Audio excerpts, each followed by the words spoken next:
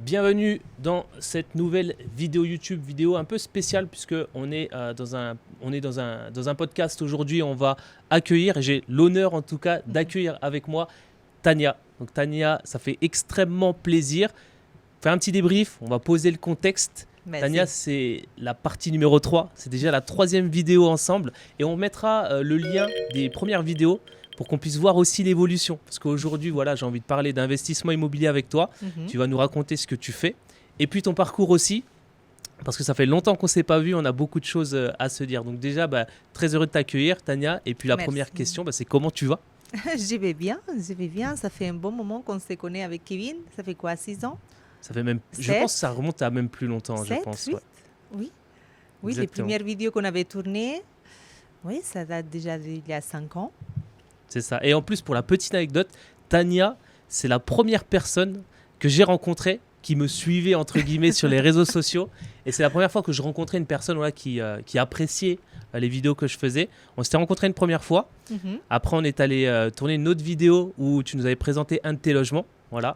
Et puis aujourd'hui, on a eu l'occasion de débriefer un petit peu en off juste avant l'interview. Et puis, tu as un parcours qui a pas mal évolué. Et puis, l'idée, voilà, c'est qu'on puisse parler d'investissement, que tu nous apprennes des choses parce que tu as un métier spécifique qui est chasseur immobilier. Attention à ne pas confondre avec agent immobilier. Il y a une petite différence et tu vas nous expliquer tout ça. Très bien. Donc, Tania, pour résumer, maman de 2 enfants. Exactement. Voilà. Chasseuse immobilier. Aussi. Investisseuse aussi, parce que tu as investi Aussi. à ton propre compte. Raconte-nous justement qu'est-ce qui s'est passé pour toi depuis la dernière vidéo. Oh là. Alors, beaucoup de choses. Beaucoup. Alors, depuis la dernière vidéo, j'avais déjà investi dans l'immobilier. Mon premier bien, c'était en 2016. Ensuite, le deuxième, où tu avais venu enregistrer une vidéo pour voir la décoration avant la mise en location. C'était en 2019. Et depuis, j'ai eu 2 enfants. En ce moment-là, j'ai fait l'immobilier en parallèle de mon travail, où j'étais dans le secteur du médical, rien à voir avec l'immobilier. Et depuis, j'ai quitté le salariat, début 2023, et j'ai fait tout simplement de l'immobilier. Voilà. Super. Félicitations déjà, parce que tu as quitté le salariat, du coup. Oui. Et on en parlait juste avant. Est-ce que c'est quelque chose que tu regrettes ? Du tout. Non, vraiment, ça serait impossible à revenir en arrière. Ok. Vraiment, ça serait très compliqué. Donc, actuellement, en fait, je faisais l'immobilier, comme tu sais, Kevin, en parallèle. Ouais. Je pense un peu comme toi, on commence à investir soi-même, on se forme, on grandit. Et à bout moment, on comprend qu'il existe une autre façon de vivre, de gagner l'argent, aussi d'aider les autres. Et qu'on peut sortir de ce système de salariat. Et l'immobilier, c'est un bon moyen. Ok. Bon, je vais essayer d'être un peu taquin avec toi. C'est le but aussi. Voilà. Pour toi, c'est pas un problème de parler d'argent ? Parce que c'est vrai qu'il y a certains tabous. Surtout, alors déjà, chez nous, les hommes, c'est déjà très tabou, surtout en France, de parler d'argent. Et pour une femme, j'ai l'impression, je sais pas si c'est mon avis personnel ou pas, mais que c'est encore plus tabou pour une femme de dire « je veux gagner de l'argent ». T'as pas de problème avec ça ? Encore plus, hein, oui. J'ai pas de souci de parler d'argent, mais c'est vrai que en étant une femme, on fait plus attention, même qu'entre hommes, je pense. Oui. Ok. Et du coup, alors décris-nous ton activité d'aujourd'hui, donc chasseuse immobilier. En quoi ça consiste ? Quelle est la différence aussi avec un agent immobilier ? D'accord. Alors, un chasseur immobilier, il est mandaté pour l'acquéreur. Notre client, c'est l'acquéreur. Et un agent immobilier, son client, c'est le vendeur. Donc moi, j'accompagne, vraiment, je suis chasseuse immobilier. Il y a différents types de chasseurs. Moi, je suis spécialisée dans l'investissement locatif rentable et projets marchands biens. Du coup, j'accompagne des gens comme toi, Kevin, et des gens qui souhaitent investir en zone frontalière avec la Suisse. Vraiment, mon emplacement, ma force, c'est ce secteur. La zone frontalière avec la Suisse, et je propose des produits de rendement juste ici, dans les villes dortoirs. Ok. Et du coup, pour situer un petit peu, ce serait quoi la localisation ? C'est quoi ta plage de recherche, par exemple ? Alors, Haute-Savoie et Pays des Landes, mais dans les villes dortoirs, je ne pars pas très loin. Donc, Ok. ça peut aller de Villagrán, Bétra, Ambilly, Gaillard. Voilà, fait le tour en fait de toute la frontière suisse jusqu'à Collonges, Saint-Julien. Ok. Et c'est quoi l'intérêt de te mettre ici? Pourquoi tu t'es implanté juste à la frontière suisse? Ça fait 11 ans que j'habite dans ce secteur. Voilà, pour vous expliquer un peu, moi je viens de Barcelone, d'Espagne. Je suis arrivée directement ici en zone frontalière. J'étais moi-même frontalière pendant 10 ans, j'ai travaillé à Genève. Et c'est comme ça que j'ai commencé à investir dans l'immobilier. C'est que j'arrivais en 2014, en 2016, je suis en séparation. Je me retrouvée confrontée à retrouver un bien pour du locatif. Et c'était tellement compliqué. Les marchés étaient tellement tendus que même en ayant un bon dossier, c'était vraiment difficile. Difficile de trouver un bien à louer. Une fois, je l'ai retrouvé. Au bout de 3 mois, je me dis, OK, je paye une grande partie, en fait, je donne une grande partie de mon salaire pour que quelqu'un rembourse son prêt. C'est tout simplement pas possible.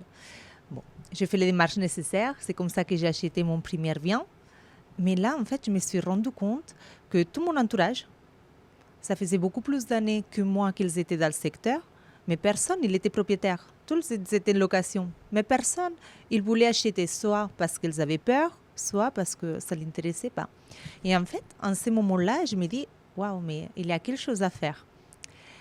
Et après le Covid, il y a un changement par rapport au marché, dans la région également, avec les nouveaux modes d'exploitation, un peu à la mode, hein, comme la LCD. Du coup, avant, c'était déjà difficile de trouver un bien pour se loger, mais maintenant, c'est presque mission impossible parce qu'il n'y a que des biens en LCD. Du coup, là, c'est un marché où je me dis il y a une tension locative tellement importante, tellement forte, que, bien entendu, les biens sont assez chers, le prix mètre carré, mais c'est des patrimoniales, mais à la fois, on peut avoir des rendements. Du coup, pour résumer, c'est pour ça que j'y crois dans cette région, c'est parce que moi-même, je l'ai vécu, et c'est des investissements, on peut dire, sans risque, côté frontière. Il y a la demande, il y a le rendement, il prend de la valeur. Même pendant le Covid, on a vu, hein, toute la planète, elle était confinée, en Suisse, ça circulait. On est un peu protégé dans cette région. Ok. Et surtout, justement, pour les personnes... Moi aussi, je viens de la frontière suisse. Enfin, j'ai habité pas mal d'années là-bas. Et il y a une donnée aussi qui est importante, c'est que ça rassure les banques aussi d'avoir la Suisse juste à côté. Parce que la plupart des gens peuvent aller très facilement obtenir un travail en Suisse. Hein.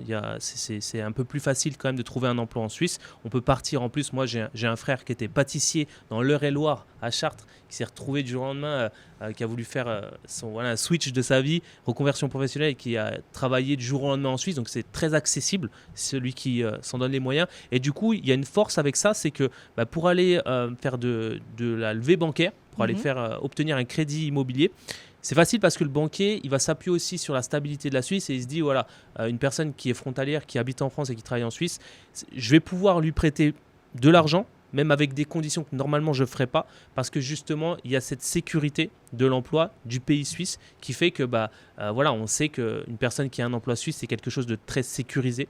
Et ça permet aux banquiers aussi de pouvoir offrir, en tout cas, d'accorder des crédits beaucoup plus facilement.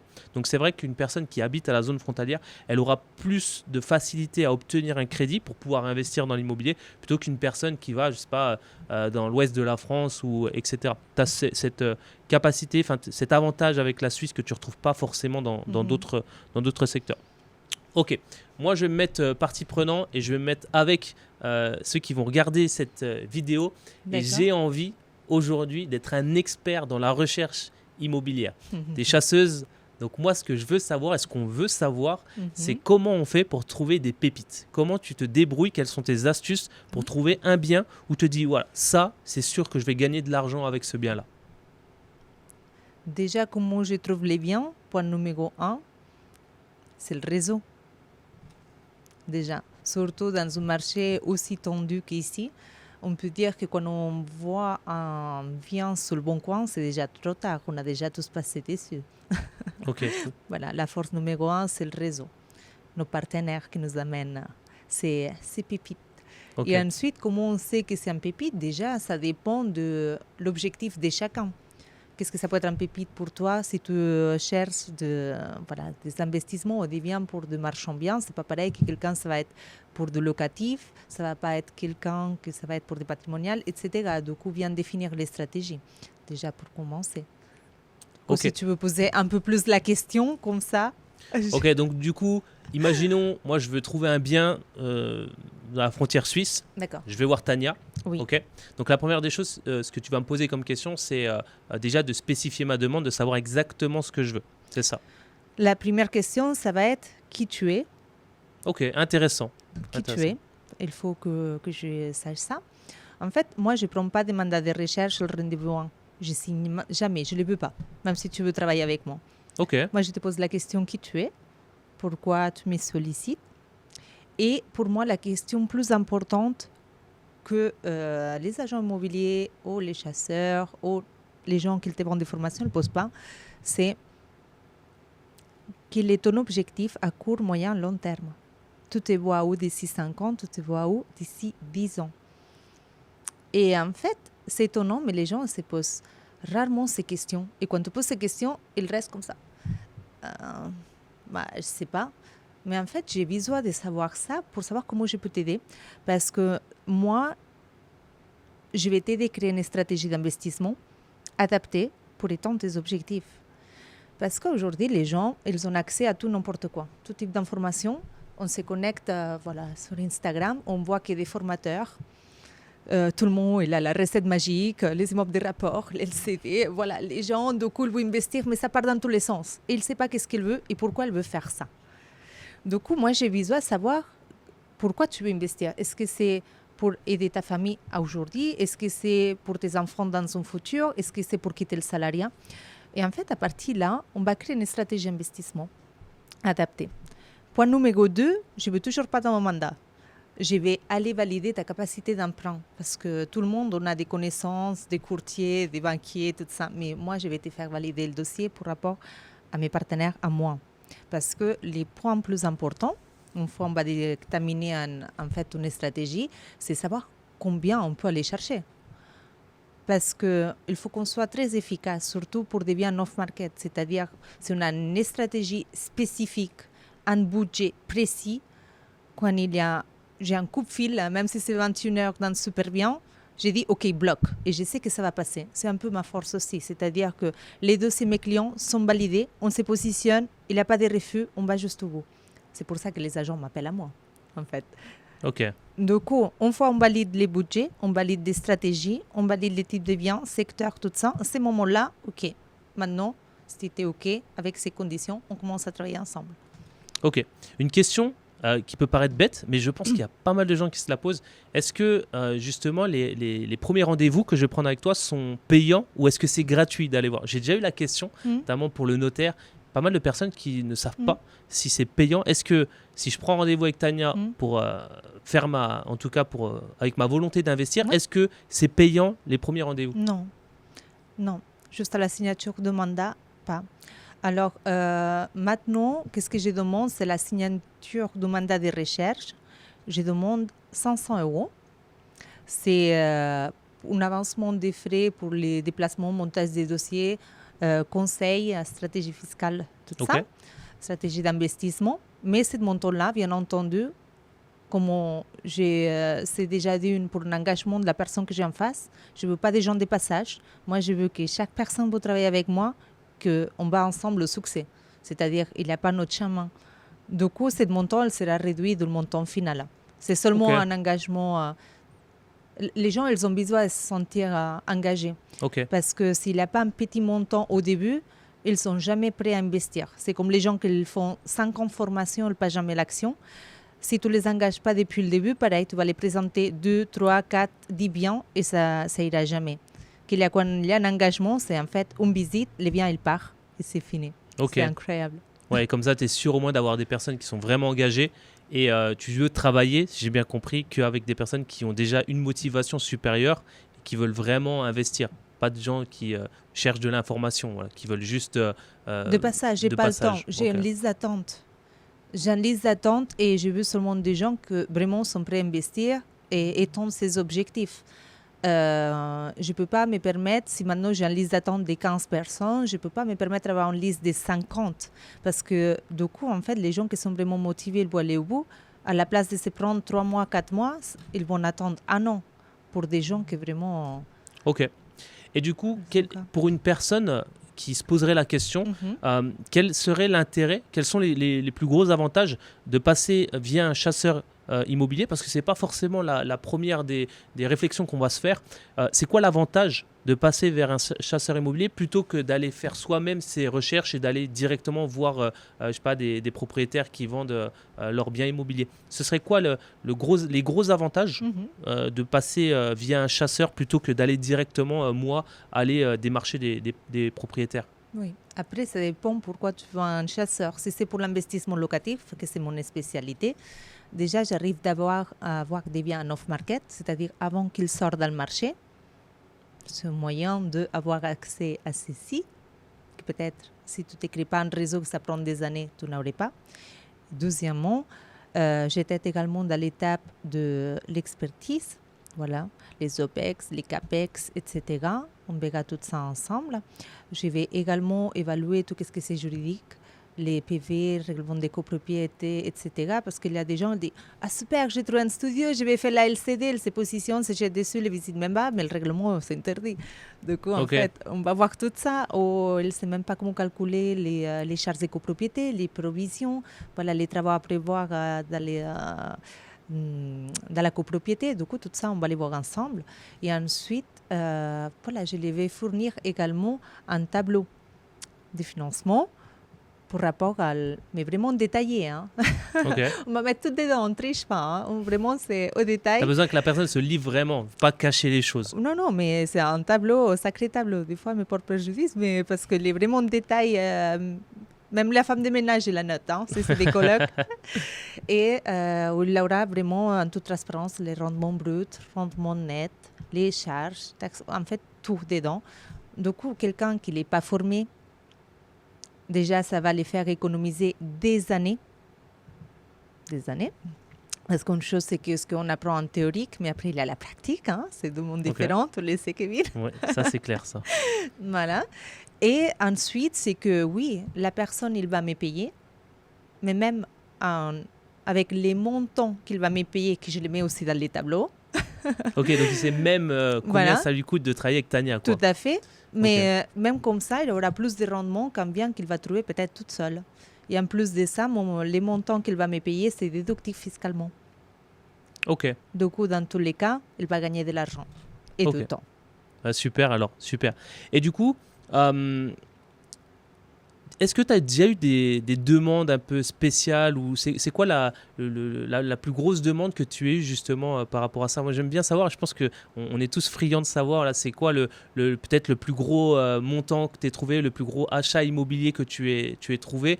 Est-ce que tu as des pépites comme ça ou des demandes particulières de personnes qui viennent te voir? En fait, à le bon moment, j'ai des dossiers, oui, mais c'est budget illimité. Ok, il y a des personnes qui sont venues te voir et qui t'ont dit moi j'ai budget illimité en fait. J'ai des budgets limités sur tous les marchands, oui. Tu Ok. le sais, à le bon moment, en fait, c'est le projet qui compte, c'est pas le montant. Du coup, oui, je suis mandatée pour des gens que le budget, c'est limité. Ok. Oui. Et maintenant, on va rentrer un petit peu dans ta vie personnelle. J'aimerais savoir comment tu arrives à associer justement ce nouveau métier justement avec ta vie de famille. Comment ça se passe? Parce qu'en plus, tu es maman de 2 enfants. C'est pas trop dur à gérer tout ça? Je suis maman solo de 2 enfants, en bas âge, pas scolarisés, hein, encore.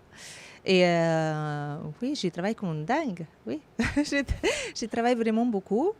Et bon, c'est un peu ça ma vie, hein. C'est travail, enfant, et voilà. Ok. Et pas de visite les soirs, comme les agents immobiliers. Voilà. Ok. Je te réserve le petit créneau quand même pour toi. Pour les enfants. Yes. Ok. Et à titre personnel, alors, qu'est-ce que tu as fait récemment Est-ce que toi, tu as réinvesti depuis la dernière vidéo? C'était un bien en location que tu nous avais présenté. Tout à Est-ce qu'il y a fait. eu des nouveautés, des choses qui ont évolué dans ta vie perso en tant qu'investisseuse là? Oui, bien sûr. J'ai acheté une grande maison Ok. avec 2 terrains en 2022. Et là, je revends. Ok. Voilà. Opération achat-revente Ok. en RP. Et tu as déjà d'autres choses en visu? Qu'est-ce que Oui. tu y a des choses que tu comptes faire? J'ai signé un compromis d'achat du coup, Yes. pour ma prochaine RP, mais c'est un projet un peu marchand. La semaine prochaine, les 25. Ok. C'est, en fait, j'ai vendu un gros lot en marchand bien, Ouais. où il y avait un immeuble composé de 4 appartements. Et derrière, il y avait un terrain qu'on a divisé en deux. On a laissé 350 mètres d'un côté. Et au milieu, on a divisé, il y avait une petite maisonnette, plateau aménagé, mais c'est vraiment la structure de maison, avec un jardin privatif de 107 mètres carrés. Du coup, avec les marchands, on fait toujours des allers-retours. Mhm. Je trouve les biens et pendant la phase de compromis, on revend derrière. Et moi, j'ai dit que j'ai gardé cette lot-là. Du coup, voilà, j'achète ce petit plateau aménagé que maintenant c'est un abri jardin. Il faut tout refaire, Ok. D à Z.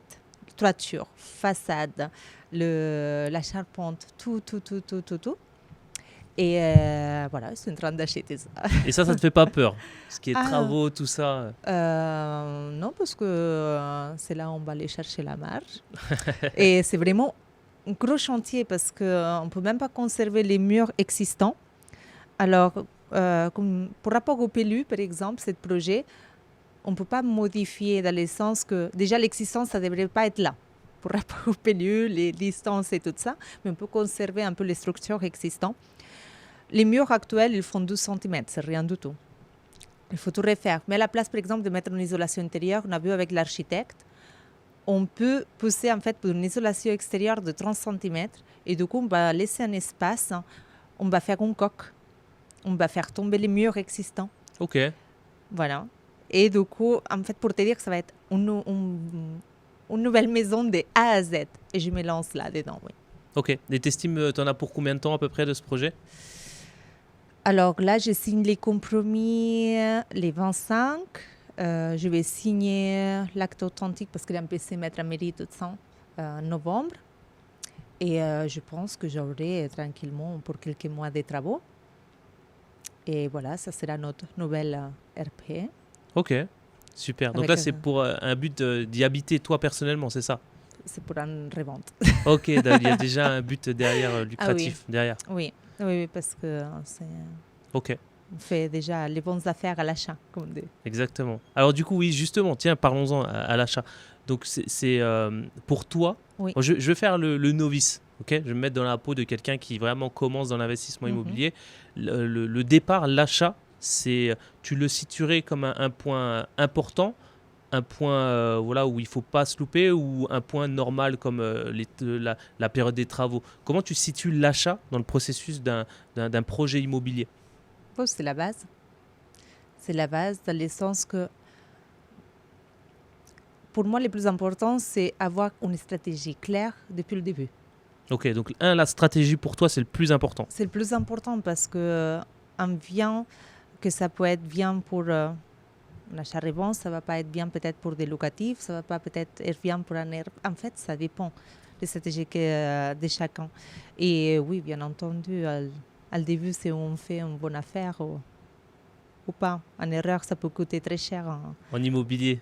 en immobilier. Ouais, ça c'est clair. Ça c'est clair. Ça peut coûter très cher. Donc du coup, il faut aller voir Tania justement pour pas se tromper. Au C'est ça, Kevin, l'idée. il faut Ok. d'abord peut-être se former et après, si tu n'arrives pas à passer à l'action, on vient me Ok, on se renverra la balle alors. Ok, top. Et du coup, alors, comment toi, t'en es venu justement à développer ce... Je sais pas si c'est une passion pour toi, justement. C'est peut-être une question aussi à voir. Est-ce que déjà l'immobilier, c'est une passion pour toi ou Ah oui, clairement. c'est juste un métier? Non, c'est une passion. Ça qu'on disait, on ne sépare plus vie personnelle et professionnelle, mais parce que pour moi, c'est pas un travail, c'est un peu ma vie. Je parle d'immobilier H24. Et oui, c'est une passion. J'ai Et- découvert ça. Et toi, comment tu as eu le espagnol. déclic pour passer de...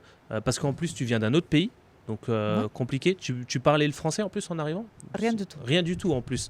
Ouais, donc double peine, quoi. Double peine, tu arrives dans un pays, en plus la langue la plus dure à apprendre, je pense, quand on commence. Et c'est quoi ton déclic? Comment tu t'es dit, allez, je fais de l'investissement immobilier, surtout que tu arrives dans un pays, tu connais pas la langue, Mhm. voilà, tu connais pas forcément aussi le territoire, parce que c'est Mhm. important, de savoir où on met les pieds. Comment, c'est quoi qui t'a fait dire, voilà, faut que je commence à investir dans l'immobilier? Mm. Alors, comme je t'ai dit, quand je me suis trouvée confrontée à trouver un bien pour des locatifs assez en urgence, j'ai vu tellement la difficulté à trouver un bien qu'une fois j'étais dedans, j'ai dit ok, bon, je vais l'acheter déjà parce que le loyer c'est une folie ici, ça coûte vraiment très très cher. Du coup, je ne vais pas payer pour quelqu'un d'autre, je vais payer pour moi. En plus, je viens d'une famille qu'on est tous propriétaires. Et c'était la première fois de ma vie que j'étais en location. Du coup, déjà, je n'étais pas formée. Hein. Je me lançais tout simplement parce que je voulais venir propriétaire. Mais en ce moment-là, en fait, je me rendais compte, comme je t'ai dit, que tout mon entourage, en fait, ils étaient en location. Mais on le payait très cher, ils avaient de la difficulté à trouver un bien pour se loger. Du coup, là, j'ai vu, en fait, une demande. Et moi, je n'avais pas peur. J'ai vu l'opportunité. J'ai dit, bon, en fait, c'est moi qui vais acheter, c'est moi qui vais les louer. Et j'ai commencé un peu comme ça, j'ai commencé à me former. Et c'est là où j'ai compris que même en venant de classe moyenne, voilà, on peut sortir de ce système facilement grâce à l'immobilier. C'est créer des patrimoines, l'effet levier, la vendette, voilà. Et quand j'ai compris ça, j'ai dit, mais c'est la voie. Hein. Et une fois, je m'ai mis dedans. J'ai mis la main, comme on dit, dans la pâte pour les travaux, la décoration, mes allocations. J'ai dit, mais c'est easy, en fait, quand on comprend. Et là, j'ai voulu qu'enchaîner. Yes. Et je me rappelle d'une très bonne astuce que j'avais réutilisée dans un bien immobilier, de ton astuce de décoration. Je sais pas si tu t'en souviens. Des plantes, Oui, tu vas nous oui. le rappeler. Et c'est vrai que bon, là, on s'adresse à des personnes voilà, qui voudraient revendre leur bien immobilier. Et la problématique, c'est que des fois, ben, voilà, c'est pas super bien décoré, etc. Et on n'a pas envie de mettre un budget décoration Mhm. dans une maison pour que ça fasse bien sur des photos pour le revendre 2 semaines après. Voilà. C'était quoi ton astuce, rappelle-nous, parce que je l'ai trouvé juste énorme. Alors, vu que tu l'as trouvé énorme et que tu l'as utilisé, je te laisse voilà, expliquer la leçon que tu as tirée. Voilà, le but, c'est justement de pouvoir aller dans des magasins. Alors, je sais plus c'était quel nom d'enseigne, mais c'était voilà, un magasin où on peut trouver des plantes même artificielles. Et on pouvait justement soit les prendre pour voir s'ils vont bien chez soi ou même les louer, je crois. Non, on les a achetés, on les achète. Hein. Et puis Brico après, c'était se Dépôt, faire rembourser. Bricorama, C'était ça? En fait, on arrive, on prend les photos pour le logement, voilà, comme des plantes, comme on peut avoir là derrière, hein, des jolies plantes. On les met dans nos logements, on prend des photos pour l'annonce, on fait les visites. Et ensuite, bon, la personne qu'il va habiter pour un achat-revente ou qu'il va rester en location, ta plante, il ne la veut pas. Du coup, bon, on reprend la plante et on la remet au magasin. Et on la ramène au magasin. Voilà. Voilà, et comme ça, voilà, on a une décoration gratuite pour faire des belles photos, pour pouvoir donner de la valeur à son bien immobilier. Super. Très bonne astuce. Top. Alors maintenant, ce que j'aimerais, parce qu'on est là vraiment, on est vraiment, nous, je me mets avec les personnes qui vont regarder cette vidéo, on est des novices dans la recherche de biens immobiliers. Maintenant, ce que je veux, c'est qu'on puisse choper tes connaissances et qu'on puisse s'en servir. Donc là, on va partir du principe, voilà, je veux faire un investissement locatif. Oui. Ok. J'ai rendez-vous avec Monsieur Dupont qui vend son bien immobilier. Qu'est-ce que je dois regarder pour savoir si ce bien déjà est un bon bien locatif? Est-ce qu'il y a des erreurs à ne pas commettre, des choses à ne pas faire? Et est-ce qu'il y a des choses à absolument avoir dans ce bien immobilier pour valider en tout cas que je peux l'acheter pour ensuite le mettre en location? Qu'est-ce que toi tu regarderais en priorité? Et quelles sont les erreurs surtout à éviter? Bon, il y a beaucoup de choses à regarder, mais on peut commencer pour le DPE, qu'aujourd'hui tout le monde en parle. Hein. Ok, DPE, donc moi je suis complètement novice. DPE, qu'est-ce que c'est? Le diagnostic performance énergétique. Ok, Voilà, c'est les petites couleurs, c'est ça? Exactement. Ok. Que tout le monde en parle aujourd'hui, mais que en 2016, par exemple, quand j'ai acheté mon premier bien, on n'en parlait pas. Hein. On ne demandait pas, on voyait le DPE chez le notaire, mais Mais aujourd'hui, tout le monde en parle et ça, c'est quelque chose d'important à regarder à aujourd'hui parce que de cela, ça va dépendre aussi des travaux qu'on devra effectuer dans le bien et qu'ils vont même nous imposer parce que dans certaines lettres, on ne pourra même pas louer le bien, comme il est en G en 2025 ou en F en 2028. Du coup, à regarder celle-ci, c'est très important. Parce que aussi, s'il y a des perditions, par exemple, c'est à travers du mur et c'est en copropriété. Voilà, peut-être il y a des travaux à prévoir au niveau de la copropriété, comme par exemple un revêtement des façades avec une isolation et ça coûte très cher. Ok. Et ça, comment je le sais, par exemple, s'il y a des travaux qui vont être faits, comment je peux le savoir, ça? Alors, déjà, on demande les DPE. On va voir qu'est-ce que ça concerne l'appartement. Ok. Ensuite, qu'est-ce qu'il faut demander également, c'est les derniers AG, les 3 dernières. Ok. AG. C'est l'Assemblée générale, comme voilà, le règlement des copropriétés, également très important. Là, on va voir quel mode d'exploitation, par exemple, il est autorisé pour rapport à les zones privatives, c'est-à-dire avec chaque logement. Ok. Ensuite, on va demander aussi les charges annuelles du logement. Et on va demander les 3 dernières également. Comme ça, on peut faire une moyenne. On va demander également la taxe foncière. Très important, surtout maintenant qu'ils ont supprimé la taxe d'habitation. La taxe foncière, elle a augmenté. On est ravis. Donc, ça à tenir en compte. Quoi d'autre? Les diagnostics techniques. Ok. Qu'est-ce que c'est? S'il y a des amiantes, plomb, etc. Ça va dépendre aussi si on est en copropriété ou en monopropriété. Et si on est en monopropriété, très important également avoir les CAPEX, voilà, les travaux à effectuer dans les 10 prochaines années. Parce que si on achète aujourd'hui, par exemple, une maison ou un immeuble, en monopropriété également, avec plusieurs logements, aujourd'hui, quelqu'un il peut vous présenter le bien comme rentable, comme une pépite. Un agent immobilier, un chasseur, n'importe, vous-même. Mais s'il y a la toiture à faire, par exemple, d'ici 3 ans, 4 ans, voilà, la rentabilité elle va plomber si vous devez sortir de votre poche 30 ou 40 000 euros. Du coup, c'est des choses à tenir en compte. Ok. Aussi. D'accord. Donc, ouais, même si on est monopropriété, on est en monopropriété, on peut avoir des surprises à dépenser de l'argent pour devoir refaire des choses dans le bien immobilier. Ça, faut faire super attention. Ah oui, clairement. Ok, donc là on a la recherche, ok, ça c'est cool. Est-ce que toi par exemple tu conseilles de prendre un bien qui est déjà loué, avec un locataire déjà en place, ou un bien absolument tout l'inverse, il faut qu'il n'y ait personne dedans, il faut que ce soit toi qui choisisses ton locataire? Tu es quel team?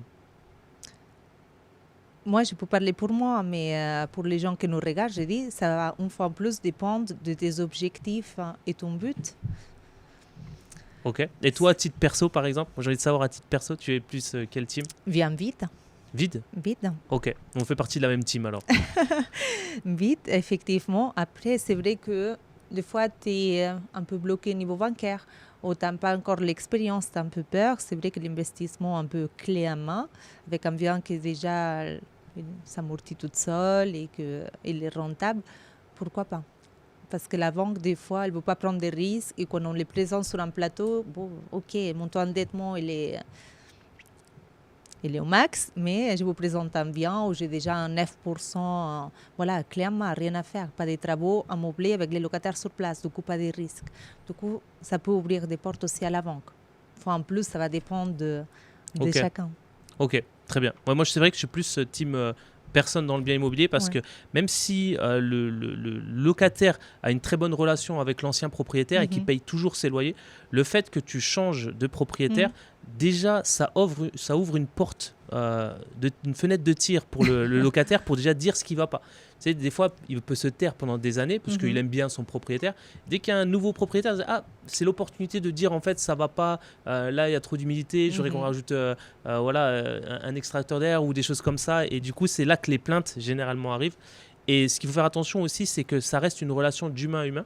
Et un locataire peut très bien s'entendre avec un propriétaire. Et en fait, le prochain qui arrive, en fait, il peut peut-être tout simplement pas le saquer ou avoir un mauvais feeling avec lui. Et ça peut être une catastrophe après. Donc moi, j'estime c'est toujours mieux de choisir, en tout cas, son locataire. Ça permet aussi d'être vraiment au contrôle. Mais c'est vrai que dans le cas Mhm. d'une banque où tu as un dossier qui est peut-être un peu limite ou qui est borderline, c'est vrai que d'apporter un locataire, c'est là du clé en main et du coup ça peut rassurer le banquier, Mhm. effectivement, de savoir en fait il y a déjà quelqu'un, il est déjà loué, etc. Donc ouais, moi je suis plus team vide, Mhm. choisir tout de A à Z, je contrôle mon activité et mon projet, mais dans un cas, je pense, où il y a un problème, où il y a une demande de crédit qui peut être refusée, Mhm. là peut-être c'est peut-être mieux d'avoir un locataire. C'est comme les projets marchands, en fait. Quand on amène la banque déjà, l'acheteur des derrière, c'est toujours plus simple. Exactement, exactement. Ok, donc là, la recherche, on est d'accord, on regarde le DPE, les diagnostics, Mm. on regarde les petites couleurs. Là, en ce moment, rappelle-moi, on est là, donc la couleur, si on est en E, on est bon en 2024. Je sais plus du tout les dates. Tu sais, il y a des dates G sur. 2025. Ok, donc en 2025, tout le monde doit être G, sinon tu peux pas louer ton bien, c'est Ah ça. non, non, en G, on ne peut plus louer. En G, En, on peut deux- déjà plus louer. en Ok, F 2028, on ne pourra plus louer. ok, Après, il y a toujours des subtilités parce qu'il y a la loi et la loi de la loi. ok. Voilà. Donc, on peut toujours louer, mais voilà. Il faut connaître comment. Et ensuite, il y a le E en 2032. Ça fera de ma part. Le Ok, plus donc avant. là, voilà, va falloir faire des efforts d'isolation, changer peut-être les portes, les fenêtres pour essayer de tirer vers la note la plus haute. Ok. Mais d'un côté, c'est bien parce que ça entretient le parc immobilier français. Et je pense que c'est une bonne chose quand même que voilà, on est un pays où le parc immobilier il vieillit forcément Mhm. parce que tout a été créé après-guerre. Et là, on est sur un pic où c'est cool pour nous parce qu'on est dans une époque où on a tout à reprendre. Et Mhm. c'est magnifique. En fait, on a un terrain de jeu qui est exceptionnel en France où les anciens avaient déjà construit le patrimoine et Mhm. nous, on a à le rénover. Mhm. Et il vaut mieux être dans cette période-là de rénovation du patrimoine parce que c'est là qu'on crée de la valeur, Mhm. justement. Donc il vaut mieux arriver dans une période où il y a une valeur à créer. C'est comme ça qu'on gagne de l'argent. Ok, donc là, on est sur la recherche, ok. Maintenant, sur la partie bancaire. Mhm. Comment toi, tu vois la chose? Est-ce que moi, j'ai peur de parler à un banquier? Est-ce que je dois m'entourer de quelqu'un, un courtier, ou je dois aller tout seul faire ma demande de crédit? Comment toi, tu vois la chose pour obtenir le maximum d'argent et puis être sûr justement d'obtenir un crédit immobilier? Est-ce que tu as des conseils à donner? Les deux bois sont bonnes aussi. Ça dépend si tu as l'expérience ou pas, si tu te sens à l'aise. Est-ce qu'on peut mixer les deux justement? Bien sûr, Ok, bien sûr. Moi, j'ai fait les deux. En fait, je pense qu'avoir une relation de confiance avec ton banquier, c'est super. Voilà, banquier, médecin, avocat, il faut les envoyer les chocolats et le champagne fin d'année. Il faut pouvoir presque l'envoyer en WhatsApp quand on peut, en fait. Oui, c'est très important d'établir une relation de confiance. Moi, par exemple, avec mon banquier, avec ma banque, j'ai toujours été transparente. Si ça l'est pas, s'il avait des changements dans ma vie personnelle, j'ai toujours assumé derrière, mais j'ai toujours été transparente et j'ai jamais menti. Et les cartes, elles étaient toujours blanches sur la table. Mais aujourd'hui, c'est ça qui me permet, même en ayant quitté les salariés, mon entreprise, il y a moins d'un an, on passe à la case même chômage, hein, quand on monte l'entreprise au début. Mais personne, il finance des gens au chômage. Personne, il finance avec des gens où il n'y a pas de bilan d'entreprise. Et pourtant, moi, je l'ai fait. ok, tu es en train de nous dire donc du coup que tu as réussi à obtenir un crédit immobilier avec un bilan d'entreprise de moins d'un an, c'est ça? Je n'ai même pas de bilan. Oui. Et même pas de bilan. C'est en projection, oui. Mais parce que j'ai une très bonne relation avec mon banquier, parce que j'ai toujours été transparente, j'ai une relation de confiance et j'ai toujours assumé derrière. Et même, n'importe les circonstances de la vie, on est des humains, on en parle, on en discute et voilà, on a la même vision, on avance. Ouais. Et je pense que du coup, côté bancaire, perso, c'est très bien, on peut aller toute seule. Et ensuite, sur certains types de montages, c'est clair que les courtiers, ils peuvent être d'une grande aide également. Yes. Mais en fait, c'est ça aussi qui est bien avec l'investissement immobilier, c'est qu'à chaque étape, en fait, tu es en face d'un être humain. Et moi, j'aime bien dire que c'est pour ça que pour tout le monde, une personne lambda peut aller investir dans l'immobilier parce que justement, tu as dit le mot magique, le mot-clé, c'est la confiance. Si tu vas te lancer dans le trading ou les choses comme ça, tu es face à des algorithmes. Tu mets des chiffres dans un dossier, ça ressort. Tu peux pas aller, je sais pas, aller voir l'entreprise Nestlé et dire ah bah j'ai envie d'acheter des actions chez vous, vous pouvez me faire une réduc. Non, ça marche pas comme ça. Il y a un marché C'est qui est sûr. défini, il y a un prix d'action, tu achètes le prix d'action, il y a un algorithme, etc. L'immobilier, c'est à chaque étape du projet, tu rencontres un être humain. Le premier, c'est un propriétaire ou un agent immobilier ou un chasseur. Il va falloir avoir la confiance et puis avoir une très bonne relation. Ensuite, le banquier, ça reste un être humain. Le notaire, ça reste un être humain. L'artisan est un être humain. Et le locataire ou le futur acheteur est aussi un être humain. Et donc, du coup, en fait, la capacité à créer de la confiance avec un être humain peut déjà égaler, même être supérieur à ta capacité d'être un excellent investisseur immobilier, de tout connaître, la fiscalité, etc. Et du coup, c'est ça l'avantage, c'est que tu restes devant un humain. Le banquier, c'est un humain. Et si tu as un très bon relationnel avec lui, c'est vrai que ça peut, quelque part, en fait, te porter bénéfice par rapport à un profil qui est moins avantageux pour toi. Et moi, un conseil que je donne aux gens, justement, qui veulent obtenir un crédit immobilier, c'est pas en fait d'être le meilleur investisseur, mais c'est d'avoir un profil investisseur. Et je pense que tu vois, un truc que tout le monde pourrait faire, c'est un truc tout bête, mais c'est déjà mettre ses comptes propres. Déjà, c'est ça en fait. Tu dois montrer patte blanche et tu dois pendant 3 mois en fait faire l'effort d'arriver avec quelque chose de clean. Je pense que si tu vas faire un rendez-vous galant avec ton premier rendez-vous galant avec une personne, tu vas t'apprêter en fait. Tu vas mettre le parfum, tu vas essayer de bien t'habiller, etc. Mais avec le banquier en fait c'est pareil. Il y a 5 points à respecter, voilà. Exactement. Le parfum, les costumes. Voilà, c'est la ça. banque c'est pareil, 5 points à respecter. Et du coup déjà tu dois faire l'effort de venir avec un dossier qui est propre. Donc éviter pendant 3 mois les dépenses un peu farfelues. Et juste un petit truc tout bête qu'il y a à faire, c'est chaque mois envoyer un montant de ton compte courant sur un compte épargne. Avec la mention, tu sais, tu peux mettre des mentions quand tu fais des virements automatiques, futur projet immobilier. En fait, là, quelque part, pendant 3 mois, le banquier, déjà, il va voir ça, il va se dire, ouais, c'est une personne déjà qui anticipe les choses et qui a déjà le profil d'investisseur. Et en fait, même tu peux envoyer que 20 € par mois en fait, sur un compte épargne. En fait, avec 20 €, tu te crées un profil d'investisseur. Du coup, tu n'arrives plus comme une personne lambda. Le jour où tu as la demande à faire, tu arrives avec un profil investisseur et ça t'a coûté 20 € par mois. Et ça, je pense que tout le monde devrait le faire. Et il faut savoir anticiper. Parce que pour moi, la négociation, c'est pas quand tu es en face de la personne, c'est déjà trop tard. Ça se joue avant. Et donc, c'est pour ça que je pense que ça, c'est un truc que tout le monde devrait faire. Celui qui a envie d'investir, dès maintenant, en fait, dès aujourd'hui, il va sur son compte, sur son application bancaire, il fait un petit virement de 10, 20 €, une petite mention pour futur projet immobilier. Et là, le jour où tu arrives devant le banquier, en fait, tu as le droit de t'appeler investisseur immobilier parce que tu t'es déjà donné le droit avec un profil où tu épargnes ça. Donc ok. Donc on fait venir les courtiers et puis on essaye aussi d'entretenir une relation avec ces banquiers. C'est pas difficile pour un courtier justement. Qu'est-ce qu'il y a à éviter pour pas faire de doublons par exemple? Qu'est-ce que tu conseilles à quelqu'un parce que de ne pas marcher sur les plates-bandes du courtier aussi? Est-ce qu'il y a des choses à faire attention par rapport à ça? Si moi je veux aller en perso et que je mandate aussi un courtier, est-ce qu'il y a des choses... Moi, je ne suis pas courtière, mais dans tous les cas, normalement, quand tu mandates un courtier, tu t'engages déjà à passer dans cette caisse, pas en parallèle. Ok, donc tu t'arranges pour que... voilà. Moi, je ne passe pas dans les deux. C'est des projets que je sais que le courtier va gérer ou des projets que je sais que je vais les voir avec la banque. Et dans les cas que... En direct, ça ne passerait pas. En ce moment-là, peut-être je solliciterai un courtier. Mais chacun a son stratégie. Et pour certains de mes clients, par exemple, je les conseille d'aller directement pour les courtiers parce que c'est vrai que des fois, nous trouvons des bioconditions. Ok. Et en plus, c'est en délégation aussi, comme quelqu'un qui le passe pour moi. Des fois, ils nous font gagner de l'argent. Ok. Maintenant, une autre personne qu'on va croiser aussi dans son projet immobilier, c'est le notaire. On n'y pense pas souvent. Une personne qui est là à un certain moment. On ne le voit pas beaucoup de temps pendant le projet immobilier. On va le voir 2 fois. Mais comment tu vois la chose? Est-ce que toi, parce que hier, j'ai une cliente qui me dit ouais, mon agent immobilier me propose son notaire. Comment tu fais pour sélectionner toi un bon notaire? Comment tu fais pour avec quel notaire tu as travaillé et comment tu savais que ça allait être un bon notaire pour toi? Est-ce que tu t'es posé des questions ou tu es allé voir le premier notaire de ton secteur pour faire ta transaction immobilière? À titre personnel ou pour mes clients? Allez, on va faire les deux. On va déjà faire à titre personnel et ensuite pour tes clients.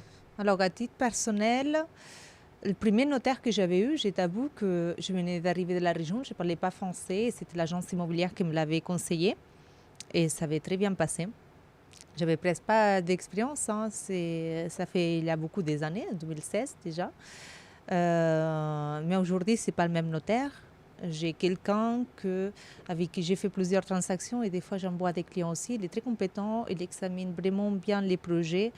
Il pose des questions pertinentes. Oui, on ne se voit que 2 fois, mais on échange presque chaque jour sur des dossiers maintenant que j'ai en cours, par exemple. Et quand il voit des choses que c'est pas clair, il me dit il faut pas y aller, ça c'est pas clair, ou on va revoir ces points, mais sinon je signerai pas. Et en fait, il se met dans la place, vraiment à ma place, et il me protège.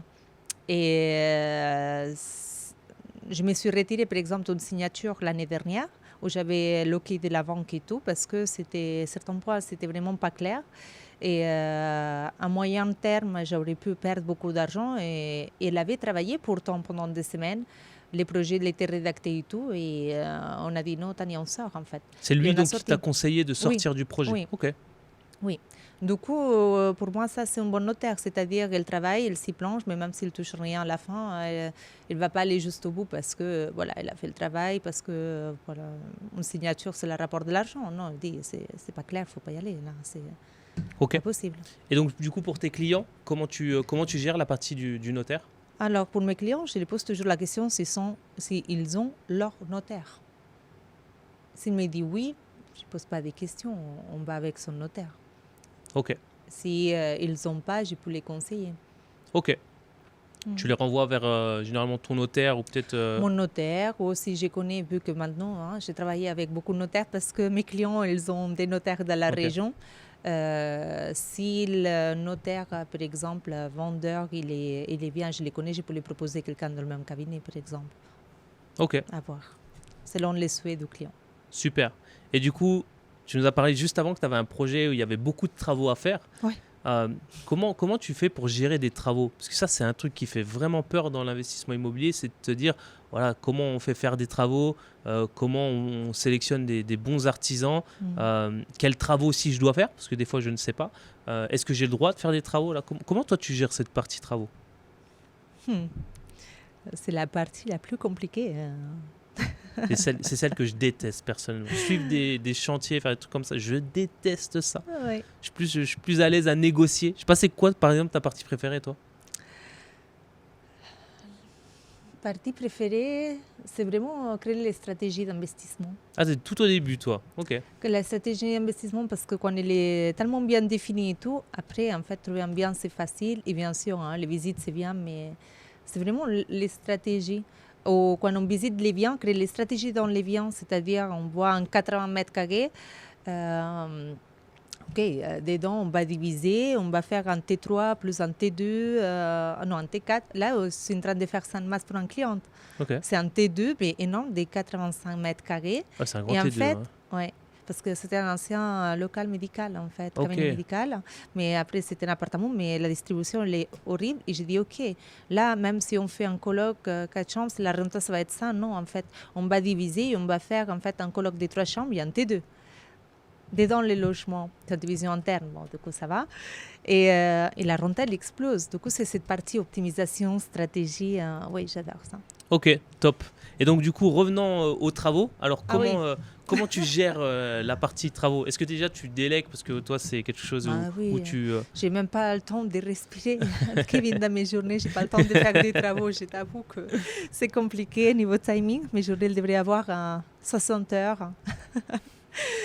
Du coup, c'est pas toi qui fais les bancs de placo, tout ça? Pas toi qui vas mettre la peinture, non? Non. Délégation, Ok. la base. Non. Alors là, par exemple, je suis à l'étape de l'architecte. Ok. Pas architecte intérieur, architecte pur et dur. Pour tout ce que c'est permis et structure. Une fois ça, c'est OK. Je commence à faire des devis avec des entreprises générales de travaux. Ou, vu que je travaille beaucoup avec des artisans, j'ai déjà des artisans de confiance, mais chacun de son métier, Ok. les entreprises générales. Du coup, au début, je vais passer des entreprises générales pour la banque, beaucoup plus simple. Et après, j'affine au fur et à mesure. C'est vrai que pour des travaux où il faut tout refaire, c'est beaucoup plus simple. Prendre une entreprise qui fasse tout. Mais sinon, même si c'est au niveau structurel, après l'intérieur, oui, tu peux déléguer à des artisans, bien entendu. C'est important de les connaître ou qu'ils soient vraiment des gens de confiance pour pas qu'ils te ralentissent dans les chantiers ou qu'ils prennent des acomptes, ils disparaissent. ou des choses Ouais. un peu de genre. Du coup, c'est une partie à tenir en compte parce que on peut dire qu'on peut faire une bonne affaire depuis le début en achetant un bien qui est génial. Mais s'il faut faire des travaux et l'entreprise nous laisse planter ou que le chantier il prend 1 ou 2 ans de retard, en fait, on aura des problèmes à enchaîner les investissements derrière. Ouais. Ok. Ouais, c'est vrai que la partie de travaux, c'est une partie. Je pense qu'il y a une grosse partie émotionnelle, et une grosse partie justement un travail à faire sur soi-même, parce que on est tous tentés d'aller au moins cher, d'aller la recommandation que le copain nous a fait, etc. Et je pense pas que ce soit une bonne manière de faire. Déjà, moi, j'aime bien que pour qu'on ait un investissement simple, il faut qu'on soit cruel. La simplicité exige de la cruauté, ça c'est mon maître mot. Et donc du coup, déjà, la première des choses, c'est toutes les entreprises moins de 4 ans, qui ont moins de 4 ans d'existence, je ne prends pas. Déjà, ça c'est une base qu'il faut se mettre. On ne regarde pas le prix. Le prix, c'est quelque chose, on peut toujours négocier un peu avec un artisan, ce n'est pas la chose à regarder. Déjà, c'est est-ce que l'entreprise, elle a déjà plus de 4 ans? Parce qu'on sait, proportionnellement parlant, qu'il y a, la donne, c'est 50% des entreprises meurent au bout de 5 ans.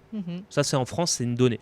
Donc déjà, tu sais que si tu attends les 4 premières années, tu sais que l'entreprise, déjà, voilà, elle sait faire son métier, ça fait 4 ans, 4-5 ans et voire plus qu'elle est sur le terrain. Donc voilà, il y a une certaine confiance. Ça, c'est la première des choses. Prenez jamais une entreprise qui a 1 an d'activité. C'est courez. Il y a 80% de chances qu'elle fasse faillite, en fait. Donc ça, c'est très, très dangereux de faire ça. Ensuite, c'est trouver justement les bonnes personnes. Donc là, en fait, on peut céder soit des recommandations d'amis, mais des fois, les amis, ils ont peut-être eu une couche de peinture à faire, etc. Et que toi, tu as 55 mètres de placo à faire, c'est pas la même chose. Donc moi, ce que je fais, je vais voir les personnes qui savent. En règle générale, il y a les mairies qui sont très bons, parce que les mairies, elles ont besoin des artisans tout le temps, en fait. Il y a toujours quelque chose à rénover. L'école, il faut rénover le plafond. La salle des fêtes, il faut faire le parquet. Les TP, il faut creuser un trou, là, etc. Donc les mairies, elles savent. C'est quoi l'urbanisme que tu veux avoir? L'urbanisme, ouais. L'urbanisme, ou directement, si tu es dans les petits villages, tu peux appeler le maire et dire, voilà, moi, je veux être sûr de bien sélectionner mes entreprises, parce que vous avez des personnes avec qui vous travaillez généralement qui sont recommandables. Aussi, après, je pense que si on est en train de chercher, on est déjà en retard. C'est-à-dire que ce n'est pas au moment où tu en as besoin qu'il faut aller chercher. C'est un travail à faire en amont. Aujourd'hui, je ne parle pas d'années en arrière, mais juste 1 mois. Tu vas te déplacer pendant 1 mois, tu vas aller soit au travail, c'est forcément, tu vas croiser des entreprises, des camionnettes dans la rue, des choses comme ça. Il faut s'arrêter, en fait. S'arrêter, moi, dès que je vois une camionnette dans la rue, je m'arrête, en fait, et je vais sur le chantier, je vais demander, voilà, je sonne, en fait, il faut y aller au culot. Et tu vois l'entreprise, j'ai vu que vous avez une entreprise de peinture, je peux juste regarder ce que vous faites, etc. Et en fait, tu vois. Et déjà, le fait que la personne, déjà, elle soit sur les lieux, déjà, c'est un bon signe, déjà, parce qu'il y a des entreprises, elles ne se présentent même pas. Et après, ce qu'il faut, et c'est là que beaucoup d'investisseurs ont ce problème d'ego et émotionnel, c'est qu'ils vont céder à la pression des artisans. Les artisans, ils sont malins, ils savent faire. Donc, ils vont proposer des devis, ils vont dire, voilà, il faut déjà payer 40-50% d'acompte au départ. C'est illégal. Et en plus, c'est illégal. C'est illégal. Voilà, donc en fait, là, il faut raisonner de manière logique. Et il y a une seule chose à mettre en place, c'est le principe que la règle est toujours bien à rappeler, mais elle est toujours dure à imposer. C'est-à-dire, c'est comme à l'école primaire. La maîtresse, pour se faciliter la vie tout au long de l'année scolaire, elle va noter au tableau les règles du jeu. On doit lever la main pour parler, etc.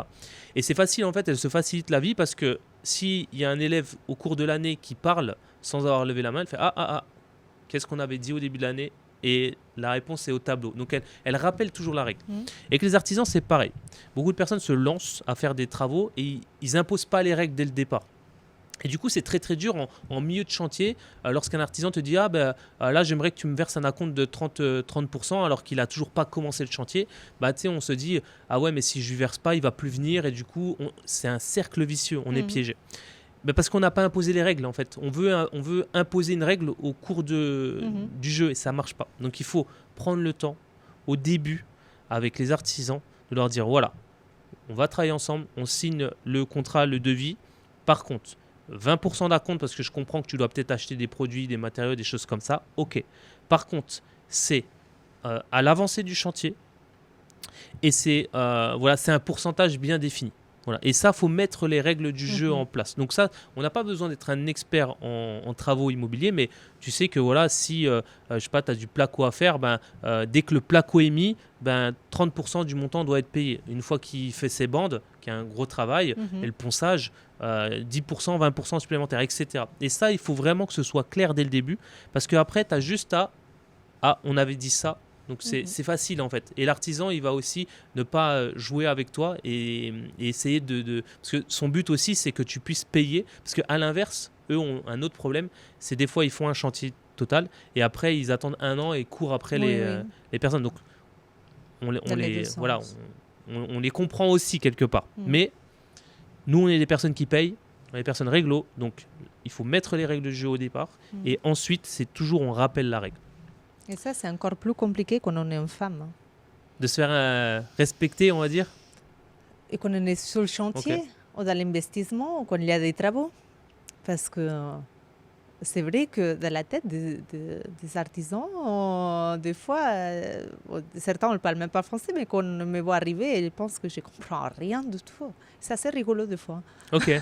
Ils se disent c'est une novice. Ah oui, ils te sortent des trucs des fois, mais oui, mais il faut encore se justifier plus et argumenter plus que vous. Du coup, je suis d'accord qu'il faut mettre bien les règles depuis le début. Ok, yes.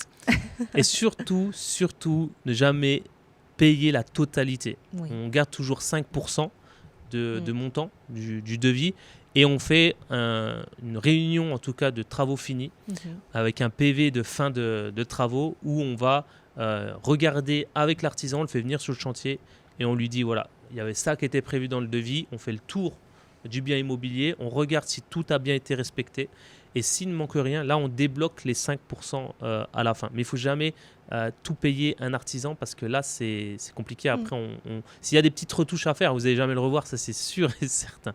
Donc ça c'est le petit piège aussi à éviter à la fin.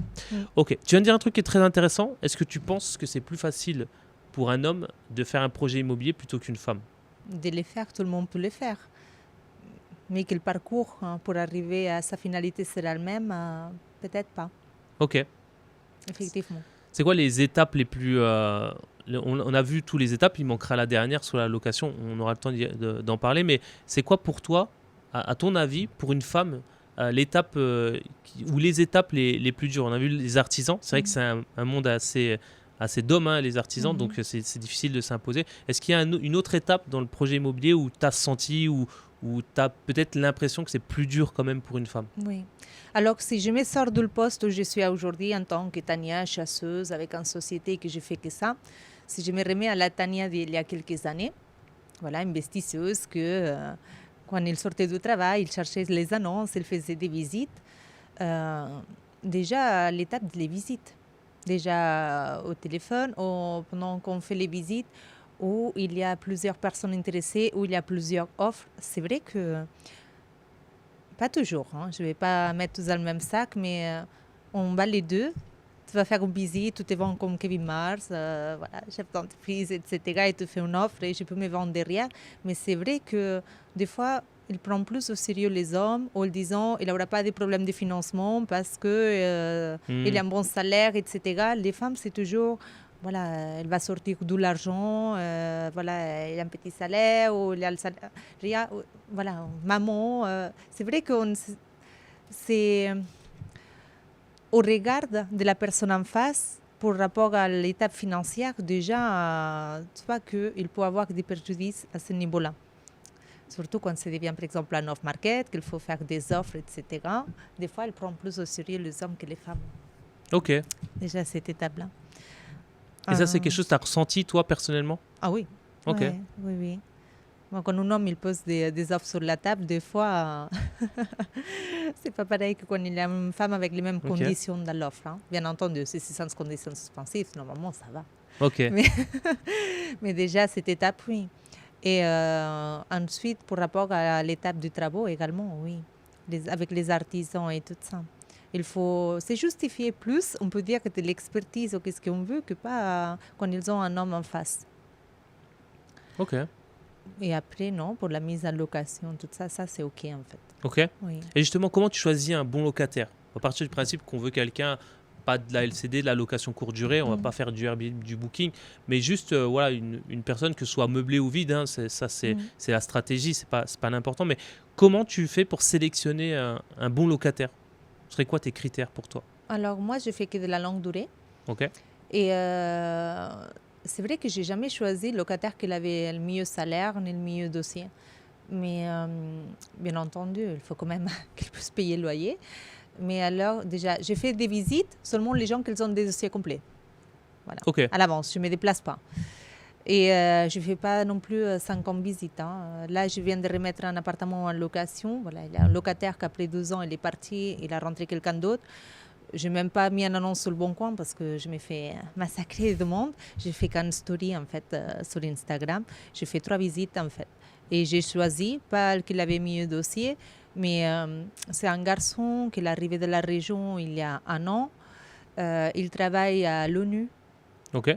Genève, il est ingénieur, voilà, informatique, c'est pas quoi. Il logeait dans un logement en Airbnb, en fait, parce que la région, il n'y a pas de biens en longue durée. Et un Airbnb en longue durée, mais un logement, voilà, catastrophique. Et il a un super salaire, mais dans l'ONU, en fait, ils font des contrats d'1 an, juste au bout de 5 ans, qu'ils te font des CDI. Ok. Du coup, encore un peu avec un dossier comme ça, super compliqué à trouver un bien classique. Et c'est quelqu'un qui me l'avait recommandé, c'est quelqu'un bien, voilà, il habite là, il payait 1 800 € en fait par mois pour un logement, vraiment, les chambres sans fenêtre, bon, c'était terrible. Et je me suis entretenue avec lui, bien sympa, gentil. Sa mère, il s'est porté garant. En plus, on a demandé la garantie visale. Bon, on a fait toute la démarche. Les dossiers étaient bien, sans CDI. Hein. Mais j'ai eu un bon feeling et je me suis un peu vue avec lui aussi, dans le sens que moi, quand je suis arrivée de la région, il suffit des fois qu'une personne te donne tout simplement ta chance. Et je l'ai pris. Et toujours, je m'ai guidée un peu comme ça, avec mes locataires et heureusement, j'ai jamais eu de soucis. Hein. Ok. Donc le feeling en fait, Oui. c'est super important. Ouais. Ok. Ouais, c'est vrai que moi, il y a une chose que je fais aussi, c'est je prends le temps aussi avec les locataires. Mhm. Une erreur à pas faire, c'est tu fais venir parce que tu n'as pas le temps. Tu mets une annonce justement Ouais. sur le Bon Coin, tu as 10 personnes qui répondent à ton annonce et tu les fais venir les 10 le même jour. Ouais. Ça, c'est Mais c'est ça. catastrophique parce qu'on n'a pas le temps de parler avec les personnes et de comprendre voilà, qui elles sont vraiment. Et c'est important parce que c'est pas un mariage, mais c'est comme une association financière. Mhm. Et il faut vraiment être sûr de la personne. Donc déjà, c'est les prendre un par un. Un par un. Et puis après, voilà, pour moi, il y a une phrase qui est éliminatoire direct. C'est si la personne me dit « Ne vous inquiétez pas, je vais payer le loyer ». Ça, c'est éliminatoire. Parce qu'en fait, tout ce que tu fais dans la vie qui te paraît normal, Tu ne le dis pas. Hein. tu le dis pas. Bah, bien entendu. Voilà, tu le dis pas. Et ça, par exemple, tu vas pas dire en te levant le matin, je me suis brossé les dents. Tu vas pas le clamer en fait. C'est quelque chose de normal que tu fais tous les jours. Donc en fait, il n'y a pas de raison de le dire. C'est une habitude. Une habitude, ça ne se répète pas ou en tout cas, ça ne se proclame pas. S'il y a une personne qui commence à te dire, je vais vous payer le loyer chaque mois, c'est que pour lui, c'est peut-être pas forcément une habitude, quoi, parce que ça ne se dit pas en fait. C'est quelque chose de complètement normal en fait, et c'est pas quelque chose qu'on devrait mettre en avant en fait de payer son loyer. Donc là, ça c'est red flag, c'est drapeau rouge, faut switcher quoi, faut switcher. Et les amis et les cousins, tout ça. C'est très amis, cousins, famille, les amis des amis, ça il faut éviter. Il faut que ce soit un choix voulu et pas un choix imposé. Et alors on peut recommander un bon locataire, mais ouais, quand ça reste amis, cousins, mélanger l'argent avec. C'est jamais bon parce qu'on ne pourra pas faire de remarques, on ne pourra pas imposer son style ou sa volonté à quelqu'un où on a des attaches familiaux. C'est compliqué en tout cas. Donc ok, en tout cas merci Tania parce que là on a fait vraiment le tour du process immobilier. Donc du coup, importance numéro 1, le réseau. Ça c'est la première des choses. Professionnellement et personnellement. Hein. Yes. Comme on dit, on est la moyenne de 100 personnes quand tu dois aller plus. Et c'est tellement vrai. Yes. En plus, moi je le dis, tu vois, on me dit souvent pourquoi tu es parti t'expatrier à Dubaï. Tu y vas pour les impôts et tu restes pour le réseau. Dubaï, c'est un monde où tu vas rencontrer énormément de personnes et du coup le réseau ça fait que tu vas accélérer dans ta vie. T'as pas besoin de... En fait ce qu'il faut comprendre c'est que dans chaque étape de la vie de quelqu'un, il va se trouver face à des difficultés, un plafond de verre à chaque étape. Et le but, c'est pas de taper sur le plafond de verre, essayer de le briser ou de trouver un moyen de le contourner, parce que tu vas t'épuiser et tu vas y laisser des traces, des séquelles. C'est en fait juste de connaître quelqu'un qui l'a déjà fait avant toi. En fait. Mais c'est ça, on ne va pas réinventer la rue, hein. On va la façonner. Donc il faut avoir un très bon réseau. Oui. Donc voilà, Tania, comment on fait justement si on te veut dans son réseau? Comment on fait? Faut me contacter, soit Instagram, soit vous demandez à Kevin et vous passerez mes contacts. D'accord, et du coup ton Instagram c'est Tania Investissement Immo. Ok. Ou sur le site web investissement-frontalier.com. Ok, bon, on mettra tout ça dans la description et puis comme ça les gens pourront profiter de ton expertise s'ils souhaitent investir, mais uniquement dans la région Zone frontalière avec la Suisse. Ok. Merci Tania, ça fait extrêmement plaisir. Voilà, c'était la partie numéro 3. On avait fait l'acte 1, l'acte 2 et là c'est l'acte 3. On se reverra je pense pour une partie 4. On va essayer de ne pas faire... À Dubaï peut-être? À Dubaï, ce serait intéressant. Le pari est lancé. On se fera une interview, un podcast à Dubaï. Ça fera plaisir. On essaiera de ne pas attendre trop longtemps parce que là ça fait quelques années qu'on s'était pas vu. Et je pense que ça nous tarde, moi et les visionnaeurs, de savoir ce qui va en être de Tania durant ces prochaines années. Et de Kevin. Pour suivre les aventures de Kevin, il va falloir s'abonner justement. C'est un très bon appel à l'action. Donc parfait dans le timing. Abonnez-vous. N'hésitez pas aussi à partager la vidéo parce que les conseils qu'on a donnés, ça peut servir aussi à quelqu'un. Et puis c'est toujours cool de partager l'expérience et de partager les conseils. Donc voilà, n'hésitez pas à vous abonner. Cliquez sur la petite cloche de notification. On remercie Tania de son temps parce qu'elle est très occupée et elle nous a fait l'honneur de pouvoir se dégager du temps. Donc merci à toi Tania. On se revoit très bientôt à Dubaï au show parce que ici à Genève c'est pas que je crois que le soleil est en option en cet été 2024. Merci à toi. Si tu as un mot de la fin, je te laisse conclure et puis on se retrouve très bientôt. Vous remercier et je te dis à très vite Kevin. Merci pour ton temps. Super. Merci bien. Merci. Top. Parfait, merci Tania. Bien.